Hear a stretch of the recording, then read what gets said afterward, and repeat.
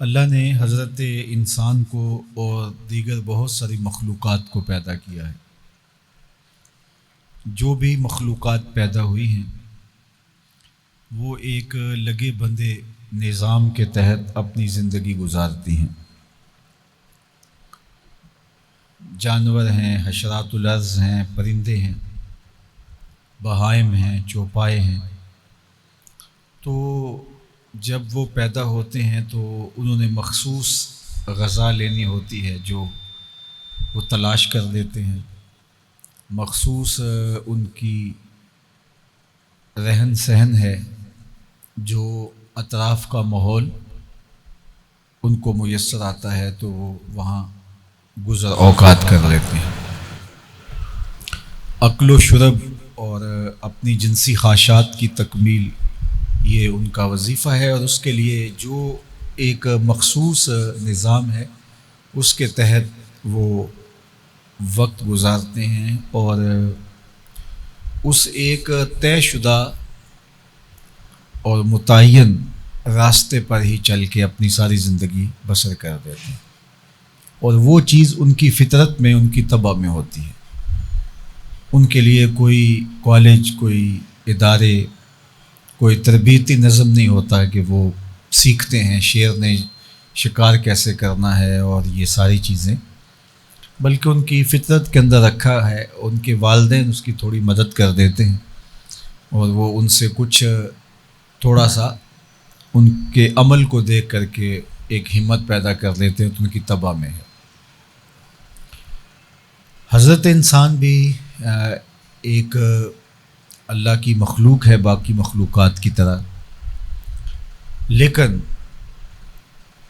اس کا نظام، اس کی عقل، اس کے شعور، اس کے فہم، اور جس ماحول میں پیدا ہوا ہے اس ماحول کی تربیت کی مطابقت کے اندر نشو و نما پاتا ہے۔ ایک جنگل میں پیدا ہونے والا اور ایک متمدن ماحول میں پیدا ہونے والا، دونوں کے وظائف حیات اور دونوں کا طریقہ اور رہن سہن مختلف ہوتا ہے۔ اسی طرح ایک کافرانہ نظام میں نشو و نما پانے والا اور ایک اسلامی تہذیب میں نشو و نما پانے والا، دونوں کی عادات، خصلتیں اور ان کی ترجیحات الگ ہوتی ہیں۔ اسی طرح انتہائی غربت اور انتہائی دولت مندی کی ناز برداریوں میں پروان چڑھنے والا، دونوں کے مزاج میں تفاوت ہوتا ہے۔ تو حضرت انسان ان جانوروں کی طرح ایک طے شدہ زندگی بسر نہیں کرتا، بلکہ وہ یہاں آ کر کے سیکھتا ہے، اور جس طرح کا اس کو ماحول میسر آئے اس طرح وہ سیکھ کر کے اپنی زندگی کے لف و نشر کو مرتب کرتا ہے اور منظم کرتا ہے اور آگے بڑھتا ہے۔ اب وہ جس طرح کی زندگی بسر کرتا ہے وہ اس کے ماحول کے، اس کے اوپر اثرات ہیں۔ اس لیے ہمیں ابتداءً ہی سیکھنے کے عمل سے گزرنا پڑتا ہے۔ گائے کا اور گھوڑے کا، گدھے کا بچہ، اونٹ کا بچہ پیدا ہوتا ہے تو پیدا ہوتا ہی چلنے لگ جاتا ہے، لیکن انسان کے بچے کو چلنے کے لیے کم از کم سال، 1.5 سال کا عرصہ لگتا ہے۔ وہ پیدا ہوتے ہی بولنے لگ جاتا ہے، لیکن انسان کو بولنا سیکھنا 2 سے 2.5 سال جو ہے وہ اتنا عرصہ کم از کم اس کو لگتا ہے، اس لیے کہ اس کا بولنا، چاہے وہ غرانہ ہے، چاہے وہ چہچہانا ہے، چاہے وہ جو بھی اس کا انداز ہے وہی اس کی ایک مخصوص بولی ہے، تو لہٰذا اس کے لیے اس کو کوئی سیکھنے کے عمل سے نہیں گزرنا پڑتا۔ اس لیے اس کا جو وظیفہ حیات ہے وہ بھی ایک لگا بندہ نظام ہے، اس کے لیے اس کو کسی لمبے پروسیس میں نہیں پڑھنا پڑتا، بلکہ وہ ایک خود بخود ایک اس ڈگر پہ وہ چلا جاتا ہے۔ لیکن انسان کے جو معاملے ہیں وہ ان سب سے مختلف ہیں، اس لیے اس کو سیکھنے کے عمل سے بچپن سے ہی گزرنا پڑتا ہے، بولنے سے لے کر چلنے تک، چیزوں کی معرفت سے لے کر کے ان کے اندر امتیاز کرنے تک، خیر اور شر کے اندر تمیز کرنے، اور پھر جو ہے وہ اچھائی کو اختیار کرنے اور بہتر سے بہتری کی تلاش کے اندر آگے بڑھنے تک۔ اس لیے انسان ہر وقت جو ہے وہ اس کے اندر یہ گنجائش موجود ہوتی ہے کہ وہ بہتر سے بہتر ہو سکے۔ اس کے اخلاقیات ہیں، اس کا کردار ہے، اس کی علمی پرواز ہے، اس کی سوچ ہے، اپروچ ہے، اس کے خیالوں کی وسعت ہے، اس کا ظرف ہے،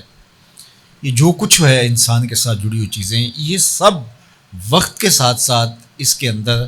ہر لمحہ جو ہے وہ ایک گنجائش ہوتی ہے کہ وہ جہاں بھی پہنچ جائے اس سے آگے بڑھنے کی اس کے اندر گنجائش ہوتی ہے۔ ہر لہجہ نیا طور نئی بر کے تجلی، اللہ کرے مرحلہ شوق نہ ہوتے۔ جس طرح انسان کے باطن کے لیے راستے ہوتے ہیں کہ وہ مرحلہ شوق طے نہیں ہوتا، اس لیے کہ اس کی قربت کے سلسلے لامتناہی ہیں، تو اسی طرح اللہ تعالیٰ نے انسان کو جو ہے وہ بہت زیادہ وسعت عطا کی ہے۔ تو آدم علیہ السلام سے لے کر کے حضور علیہ السلام تک آپ تدریجی مراحل دیکھیں انسانی زندگی کے، اور پھر مختلف ادوار میں مختلف نبیوں کے جو معجزات تھے وہ حصی تھے۔ حضور علیہ السلام کے معجزات زیادہ تر مانوی ہیں،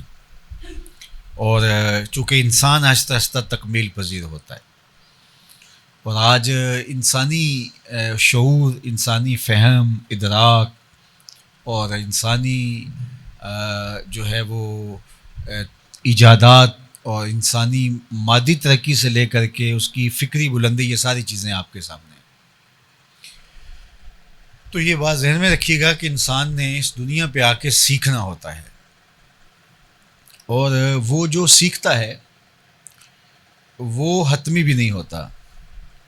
اس سے وہ آگے بھی بڑھ جاتا ہے، اور بعض کا جو وہ سیکھ چکا ہوتا ہے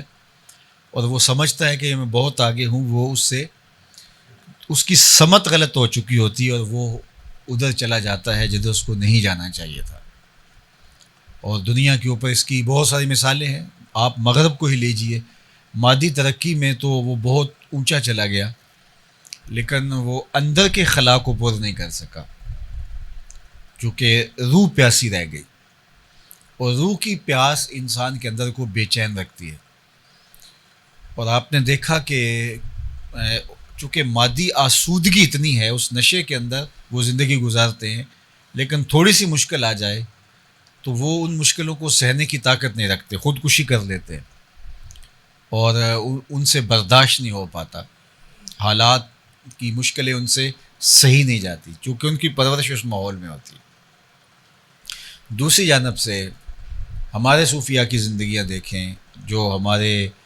مسلمان تربیت پانے والے لوگ، وہ مشکل سے مشکل حالات میں آگے بڑھنے کی توانائی رکھتے ہیں، اور چونکہ ان کو ایک تیقن کا نور نصیب ہوتا ہے، جو ان کو ایک مضبوط اندر کا انسان جو ہے ان کا تعمیر ہوتا ہے۔ تو وہ مضبوط اندر کا انسان تعمیر ہونے کے لیے ہمیں آسمانی ہدایت کی ضرورت ہے، جو ہم اپنی عقل سے، اپنے فہم سے، اپنے ادراک سے، اپنی کوشش سے، اپنی تحقیق سے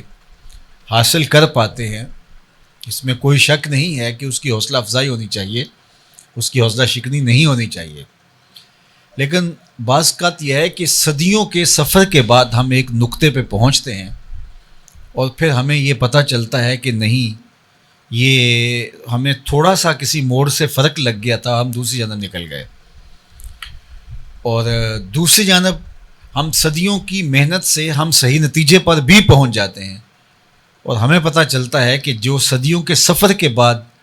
ہم ایک نتیجے پر پہنچے ہیں، وہ نتیجہ تو ایک سطر کے اندر قرآن نے بتا دیا ہے۔ تو اس لیے ہمارے لیے جو مکمل اکمل ضابطہ حیات ہے، جو ہماری مکمل رہنمائی کرتا ہے اور جس میں غلطی کا امکان موجود نہیں ہے، اور جو راستہ بالکل سیدھا ہے، صائب ہے، بلکہ اسوب ہے، وہ قرآن مجید ہے۔ اس لیے اگر اس کتاب کے ساتھ، چونکہ یہ ہدایتیں انسانی کے لیے کتاب اللہ تعالیٰ نے ہمارے اوپر نازل کی ہے، تو اس کتاب کے ساتھ ہم جڑتے ہیں، تو ہم بعض اوقات یہ ہے کہ ہم مادی ترقی تو کر جاتے ہیں یا مادی انسان بن جاتے ہیں، لیکن یہ ہے کہ جو ایک مجموعہ تمام خصوصیات کا مرکب اللہ تعالیٰ بنانا چاہتا ہے وہ قرآن کی تعلیم کا نتیجہ ہی ہوتا ہے۔ تو ہم دنیا کے اوپر کتنے لوگوں کو جانتے ہیں وہ بہت ہی اقدار کے اعتبار سے، اخلاقیات کے اعتبار سے، بہت ساری چیزوں کے اعتبار سے بڑے مکمل ہوتے ہیں، لیکن دوسرے پہلو میں جو ہے وہ کمی رہ جاتی ہے۔ میں نے کہیں پڑھا تو نہیں ہے، کسی بزرگ سے سنا تھا کہ جو مٹی کے پرندے بنا کے حضرت عیسیٰ علیہ السلام اڑاتے تھے، تو یہ اللہ تعالیٰ نے ان کو شان دی تھی اور اس کے اندر زندگی پیدا ہو جانا اگرچہ امر الہی سے تھا لیکن معجزہ تھا۔ تو یہ چمگادڑ تھا جو وہ پرندے اڑے، اور چمگادڑ کی تخلیق جو ہے وہ باقی تخلیقات سے مختلف ہے، یعنی یہ جو اس کا عقل و شرب ہے وہ بھی منہ سے ہے، اور پھر اس کی فراغت جو ہے وہ بھی منہ سے ہی ہے۔ تو انسانی تخلیق جتنی بھی مکمل ہو اس میں سکم رہ جاتا ہے، اور دوسری جانب جو اللہ کی تخلیق ہے وہ ہر اعتبار سے کامل، مکمل اور اکمل ہوتی ہے۔ اس لیے ہم اپنے لیے جو طریقہ وضع کرتے ہیں اقدار، اخلاقیات کا جو بھی، اور اس میں کچھ پہلو تو واقعہ ہی ہم انتہا کو پہنچ جاتے ہیں، لیکن کچھ پہلو ایسے ہوتے ہیں کہ جہاں ہم سمجھتے ہیں کہ اس پہلو کو نظر انداز ہونے کی وجہ سے ایک بہت ساری چیز رہ گئی، تو پھر مکمل، کامل، اکمل اور اقوم راستہ وہی ہوگا جو ہمارے خالق کی طرف سے ہمیں عطا کیا گیا ہوگا، ودیعت کیا ہوگا، اور وہ قرآن مجید ہے۔ ان ھذا القرآن یہدی للتی ہی اقوم۔ تو پھر ہمارے اوپر لازم اور ضروری ٹھہرا کہ ہم اس کتاب کو عملی شکل کے اندر جو ہے وہ اپنی زندگی کا حصہ بنائیں، اور میرے اور آپ کے آقا و مولا حضور ختمی المرتبت صلی اللہ علیہ وآلہ وسلم انسان کامل ہیں، بلکہ انسان اکمل ہیں، اور انسان اکمل بننے کے لیے جو نصاب ہے، جو تھیوری تھی جس کا پریکٹیکل حضور کا وجود ہے، وہ قرآن مجید ہے، اور ام المومنین نے اس کو 2 لفظوں کے اندر بند کر دیا، کان خلقہ القرآن۔ جب آپ سے پوچھا گیا حضور کی سیرت کے حوالے سے تو انہوں نے کہا کہ آپ قرآن مجید اٹھا کے دیکھ لیجئے، اور پھر اس کا عکس جمیل دیکھنا ہے، اس کی عملی صورت اور تعبیر دیکھنی ہے، تو وہ ذات رسالت مآب صلی اللہ علیہ وسلم کا وجود ہے۔ تو تحقیق، جستجو، یہ ساری چیزیں، یہ دروازے بند نہیں ہونے چاہیے، لیکن ہمیں قرآن مجید کے ساتھ اپنے آپ کو اس طرح جوڑنا چاہیے، اور کھلی آنکھوں سے اس کو پڑھنا چاہیے، اور مکمل تیقن کے ساتھ اس کے بتائے ہوئے اسلوب کے مطابق زندگی گزارنی چاہیے۔ اس میں سراسر خیر، سراسر بھلائی اور سراسر اس کے اندر برکت رکھی گئی ہے۔ تو اس کے لیے سب سے ابتدائی مرحلہ اس کتاب کو صحت لفظی کے ساتھ پڑھنا ہے، اور پھر اس کے بعد اس کو حفظ کرنا ہے، اور پھر اس کے بعد اس پہ عمل پیرا ہونا ہے، اور جب عمل پیرا صحیح معنوں میں قرآن مجید پہ ہو جائے تو اس کا نتیجہ ایک اچھے، ستھرے، پاکیزہ شریعت کا مقصود، اللہ تعالیٰ جل شانہ کی منشا کی مطابقت جو ہے اس کے مطابق ایک انسان جو ہے وہ معرض وجود میں آتا ہے، جو اللہ تعالیٰ کا مقصود ہے اور اس کی منشا ہے۔ تو اس لیے اس امت نے قرآن مجید کو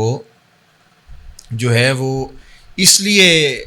اس کو زور دیا گیا کہ اس کے ساتھ جڑے، تاکہ وہ مقصود جو حضرت انسان کی تخلیق کا تھا، باقی جانوروں کی طرح، بہائم کی طرح، چوپایوں کی طرح، چونکہ ان پر نہ کوئی کتاب نازل ہوتی ہے اور نہ ان کے اندر کوئی پیغمبر آتے ہیں، نہ کوئی ان کے اندر جو ہے وہ ہادی اور رہنما آتے ہیں، اور نہ ان کے اندر مفکرین پیدا ہوتے ہیں کہ جو ان کو سکھائیں کہ اب دنیا کہاں سے کہاں چلی گئی۔ کوا صدیوں سے کائیں ہی کر رہا ہے، وہ اس سے آگے نہیں بڑھ سکتا، چونکہ وہ ایک لگے بدے نظام کے تحت چل رہا ہے۔ شیر کا جو وظیفہ آج سے جو ہے وہ ہزاروں سال پہلے تھا، اس کا جو لائف سٹائل آج سے ہزاروں سال پہلے تھا، آج بھی وہی ہے، اور ہزاروں سال بعد بھی یہی ہوگا، اس میں تبدیلی نہیں ہو سکتی، چونکہ ارتقاء ان کی زندگی میں نہیں ہے، اور اسی لیے نہیں ہے کہ ان کے لیے کوئی ایسا مربوط نظام ہی موجود نہیں ہے۔ تو حضرت انسان چونکہ مقصود کائنات ہے، اللہ تعالیٰ نے اس کو اس کائنات کا جوہر بنایا ہے، اس کائنات کا عرق ہے، تو اس لیے اللہ تعالیٰ چاہتا ہے کہ یہ ہر لمحہ آگے بڑھتا رہے اور یہ ترقی کی عروج کی منازل طے کرتا چلا جائے۔ اس کے لیے بہترین نمونہ کامل اور اکمل قرآن مجید عطا کر دیا، اور اس کی مطابق اندر وہ زندگی بسر کرے تو اس کو سرخروئی کامیابی اور اس کو عزت جو ہے اور وقار اور ایک جو اکملیت ہے اس کو نصیب ہوتی ہے۔ تو اس لیے یہ ایک خوش آئند بات ہے کہ اس امت میں قرآن مجید کو حفظ کرنے کی، اس قرآن مجید کو سیکھنے کی اور اس کتاب رحمت کو ازبر کرنے کی جو اللہ تعالیٰ نے سوچ دی ہے، اس کی فضیلت بھی حدیث میں بہت ساری آئی ہے۔ لیکن ان ساری چیزوں کا تقاضا یہ ہے کہ اس کتاب کے تقاضوں کو عمل پیرا اپنی زندگی میں کیا جائے،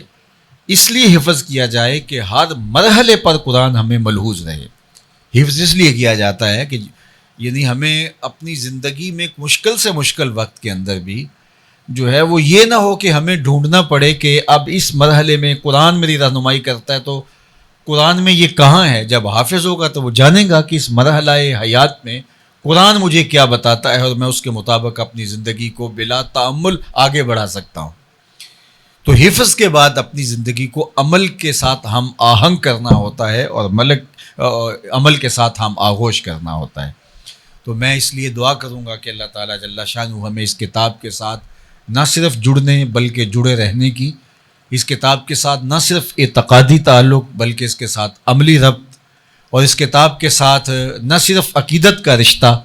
بلکہ اس کتاب کے ساتھ جو ہے وہ ہمارا عمل کا رشتہ مستحکم اور مضبوط ہو۔ اور اقبال نے کہا تھا گر تو می خواہی مسلمہ زیستن نیست ممکن جز بقرآن زیستن، اگر تو ایک مومنانہ زندگی کا تصور لیے ہوئے بیٹھا ہے اور چاہتا ہے کہ میں مومن بن کے جیوں اور جو شریعت نے مجھے میرے سے تقاضا کیا ہے، تو کہا قرآن کے بغیر تو پھر نہیں جی سکتا۔ تو یہ قرآن جو ہے وہ تیری زندگی کے ساتھ اس طرح جڑا ہوا ہے کہ تجھے ہر لحظہ ہر لمحہ ہر ساتھ تیری رہنمائی کرتا ہے اور تیری ضرورت کی مکمل کفیل ہے، اور کوئی بھی موقع زندگی کا ایسا نہیں ہے جس میں قرآن تجھے مکمل رہنمائی نہ فراہم کر رہا ہو۔ تو اس لیے مجھے اور آپ کو اس پاکیزہ کتاب کے ساتھ اپنے آپ کو جوڑنا ہوگا۔ یہ مشکل نہیں ہے۔ اللہ نے حضرت انسان کے لیے جو ضابطہ بنایا ہے وہ ضابطہ جو ہے وہ آسان ضابطہ رکھا گیا ہے، چونکہ انسان کو ڈیزائن اس نے کیا ہے، اور جب اس نے ڈیزائن کیا ہے تو اس کو کس طرح پھر ورکنگ کرنی ہے وہ وہی جانتا ہے۔ اصل ایک چیز پڑی رہے اور وہ جو ہے وہ اس کو زنگ لگ جاتا ہے تو اس کو جب آپ شروع کرتے ہیں، اس کو جب چلاتے ہیں تو وہ بہت زیادہ مسئلہ ہوتا ہے۔ تو کوئی یہ سمجھے کہ شاید جو اس کو ورک دیا جا رہا ہے، کام دیا جا رہا ہے وہ مشکل ہے، وہ مشکل نہیں، بلکہ اس کے آزاد زنگ آلود ہو گئے ہوئے۔ تو ہم ایک اپنی خواہش نفس کی زندگی گزار کے اپنے آپ کو ایسا بنا لیا ہے کہ ہمیں ایسے لگتا ہے جس طرح قرآن پہ چلنا مشکل ہے۔ تو قرآن پہ چلنا مشکل نہیں ہے، ہم خود خراب ہو گئے ہوئے ہیں۔ تو جب ہم خود خراب ہو گئے ہیں تو ہمارے جو ہے وہ اعضاء جو ہیں باطنی اعضاء وہ لگتا ہے کہ مطابقت میں نہیں ہے، ورنہ جس نے اس بدن کو، اس جسم کو، ہمارے مزاج کو، ہمارے رجحانات کو جو ہے وہ تخلیق کیا ہے، اس نے ہی اس کی ضرورت کے لیے ہمیں ضابطہ دیا ہے، اور وہ ضابطہ کبھی بھی مشکل نہیں ہوگا، وہ ضابطہ آسان ہوگا۔ تو اس لیے وہ بند پڑی رہی مشینری کی وجہ سے جو یہ لگتا ہے کہ یہ مشکل ہے، لیکن مشکل نہیں ہے۔ تو اقبال نے کہا کہ اگر تو جینا چاہے، اگر تو چلنا ہی ہے، اگر یوں بند نہیں پڑا رہنا اور مسلمان بن کے تو زندگی گزارنا چاہتا ہے، تو تیرے لیے قرآن جیسا کوئی ضابطہ نہیں، نہ قرآن سے بہتر نہ قرآن کے برابر۔ تو قرآن ہی تیری زندگی کا بہترین ضابطہ ہے، اور اس کے مطابقت کے اندر تو اپنی زندگی بسر کر سکتا ہے، اور یہ تیرے لیے مشکل نہیں ہے، آسان ہے۔ خود قرآن نے ایک موقع پہ کہا وَلَقَدْ يَسَّرْنَا الْقُرْآنَ لِلذِّكْرِ فَهَلْ مِن مُدَّكِرٍ، ہم نے اس کو نصیحت کے لیے آسان کیا ہے، کوئی مشکل نہیں بنایا ہم نے۔ کوئی ہے جو اس سے نصیحت حاصل کرے؟ ہم نے اس کو مشکل کیا ہی نہیں ہے، چونکہ یہ ہدایت انسانی کے لیے ہے اور انسان کی ضرورت کے لیے ہے۔ تو یہ بہت ایک آسان فہم طریقہ مسلوکہ ہے، ایک راستہ ہے جس راستے پہ چل کر ہم اپنی زندگی کو خوشگوار بنا سکتے ہیں۔ لیکن ہم خود ہی جب چلنا نہیں چاہیں گے تو پھر نتیجہ یہی ہوگا جو اس وقت پوری امت کا ہے۔ تو سچی بات تو یہ ہے کہ امت جمود کا شکار ہے، امت تعطل کا شکار ہے. امت جو ہے وہ بالکل اس کے باطنی اعضاء کو زنگ لگ چکا ہے، اور اتنی قیمتی مشینری جو ہے جو رب نے بنائی ہے، اور پھر اس کے لیے جو نظام عمل ہے وہ بھی موجود ہے، لیکن یہ زنگ شدہ مشینری جو ہے یہ چلنے کے لیے تیار نہیں ہے، اور اس کے نتیجے کے اندر پھر جو ہے وہ آج ہماری جو حالت ہے وہ ہمارے سامنے ہے. تو آج بھی ہم اگر اس کتاب پہ آ جائیں، تھوڑے دن ہمارے لیے مشکل ضرور ہوگی، لیکن یہ کتاب ہمیں تسکین قلب بھی عطا کرتی ہے، اور یہ راستہ بھی سیدھا بھی ہے. صراط مستقیم بھی اس کو کہا گیا ہے جو یہ قرآن دکھاتا ہے، اقوم بھی کہا گیا ہے. اس کے اندر کوئی ایوج نہیں، کوئی ٹیڑھا پن نہیں ہے، اور ہے بھی یہ قول فیصل. کوئی ایسی نہیں ہے کہ کوئی چیز برس ہا برس کے تجربے کے بعد پتہ چلے وہ نہیں ایسے چلنا چاہیے تھا. یہ طے شدہ ایک مربوط نظام ہے جو ہمارے خالق نے، جس نے ہمیں تخلیق کیا ہے، اس نے ہمیں یہ عطا کیا ہے زندگی گزارنے کا نسخہ، اور اس کے مطابق زندگی گزار کر کے سرخرو، کامیاب اور بامراد زندگی گزار سکتے ہیں. اور اگر ہم اس کتاب کو چھوڑیں گے تو پھر نتیجہ وہی ہوگا جو ہمارا ہے. اور اس امت کا المیہ یہی ہے کہ اس نے اتنا بڑا لاہ عمل، اتنا بڑا مربوط نظام، اتنا بڑا منظم سسٹم جو ہے اس کو اس نے چھوڑ دیا، اور پھر نتیجہ آج جو ہے وہ قسم پرسی ہے، ادبار ہے، پستی ہے، ذبو حالی ہے، زوال ہے، رسوائی ہے، اور جو کچھ ہے وہ آپ کے سامنے ہے. تو اللہ تعالی ہمیں سعادت مندی کے یہ لمحے عطا کیے ہیں. اللہ ہماری نسلوں کو بھی، آنے والی نسلوں کو بھی اس قرآن کے ساتھ جوڑے، اس قرآن کی تلاوت کے ساتھ، اس قرآن مجید کے حفظ کے ساتھ، اس کے معانی و مطالب کے فہم کے ساتھ، اور اس پر عمل کے ساتھ. اور پھر اس کا نتیجہ خود بخود وہ پیدا ہونے والا ہے جو مقصود اس دنیا کے اوپر آنے کے. اگر ہم مقصد کو نہیں سمجھے تو پھر زندگی برباد کر دی. وہ آئے اور آ کے چلے گئے. یہ کھانے پینے، سونے جاگنے کے لیے تو چڑیا بھی، کوا بھی اور باقی جانور بھی جی رہے ہیں. ہم اشرف المخلوقات کس کے لیے ہیں اگر ہمارا وظیفہ یات وہی ہے جو ایک چونٹی کا ہے، جو ایک کیڑے مکوڑے کا ہے، ایک پرندے کا جو وظیفہ یات ہے، صرف کھانا پینا، اچھا گھونسلہ. یہ تو کوئی کمال نہیں ہے. ہمارا ما برائے کار دیگر آمدائم، حضرت شیخ شاہ نقشبند بخاری نے کہا تھا کہ ہم کسی اور کام کے لیے آئے ہیں. ہماری زندگی کا کچھ مقصد ہے جس مقصد کے لیے ہم تخلیق کیے گئے ہیں. ہم باقی تمام مخلوق جو کہ ہزاروں کی تعداد میں مخلوقات ہیں اور زیرو ہیں، ان کے اندر ہمارے سے طاقت زیادہ ہے. شیر میں طاقت ہم سے زیادہ ہے، ہاتھی کی جسامت ہم سے زیادہ ہے، گھوڑے کے اندر قوت ہم سے زیادہ ہے، عقاب کی نگاہوں میں جو ہے وہ زور ہم سے زیادہ ہے، کسی کے پنجوں میں طاقت زیادہ ہے. تو آپ دیکھ لیں جتنے بھی پھیلے ہوئے جانور ہیں، کسی کی رفتار بھی ہم سے زیادہ ہے، لیکن اس کے باوجود یہ اتنی خوبیوں کے باوجود وہ مقصود نہیں ہے کائنات کا. مقصود کائنات کا حضرت انسان ہے. اور اگر اس کا وظیفہ بھی وہی ہو جو ان کا وظیفہ ہو تو کتنی عجیب بات ہے. ایک شخص کو وزیر اعظم بنا دیا جائے اور وہ صبح جو ہے وہ دابڑا اٹھا کر وہ بھی مزدوروں کی طرح جا رہا ہو، تو اسے کہا جائے گا کہ یار تجھے پتہ نہیں کہ تیری ذمہ داریاں کیا ہے. تیری ذمہ داریاں ملک کے نظم و نسق کو چلانا ہے، اور تو جو ہے وہ دابڑا اٹھا کر کے اور تیسی کانڈی پکڑ کے تو کہہ رہا ہے کہ نہیں میں مکان بنانے جا رہا ہوں. تو پھر تجھے پتہ ہی نہیں، اپنے منصب سے آگاہی نہیں ہے. تو اس کو اللہ تعالیٰ نے اشرف المخلوقات، نائب الہی، خلیفۃ اللہ فی الارض بنایا تھا. اور اس کا یہ سمجھتا ہے کہ میں نے روٹی کمانی ہے، اور میں نے جو ہے وہ اچھا گھر بنانا ہے، میں نے اچھے کپڑے بنانے ہیں، اور یہ اللہ دے گا، اس کا اللہ کا وعدہ ہے، اور اللہ کے وعدے سچے ہیں. اور اس کے لیے اس کو کچھ محنت، کچھ وقت دینا جو ہے وہ ضروری ہے. لیکن جو اس کا مقصد حیات ہے وہ نائب الہی ہے، تو پھر نائب الہی ہے تو پھر تخلقوا باخلاق اللہ، تو وہ پھر صفتیں اس کے اندر پیدا کرنا ہوں گی. جس کا نائب ہے اس کی صفات کا پھر اسے عکس بننا پڑے گا، عکس جمال کبریا اس کو بننا پڑے گا. کیوں؟ اس لیے کہ یہ نائب الہی ہے. جب یہ نائب الہی ہے، جب یہ ذل الہی ہے، جب اللہ کی رحمتوں کا روپ ہے، اس کی رحمتوں کا سایہ ہے، تو پھر جب وہ نائب ہے اس کا، تو پھر اس کی صفات کا عکس اس کے وجود سے دکھائی دے. اور وہ پیدا کرنے کے لیے وہ کہے میں کیسے پیدا کروں، اللہ نے وہ نظام دیا ہے اور قرآن مجید عطا کیا ہے،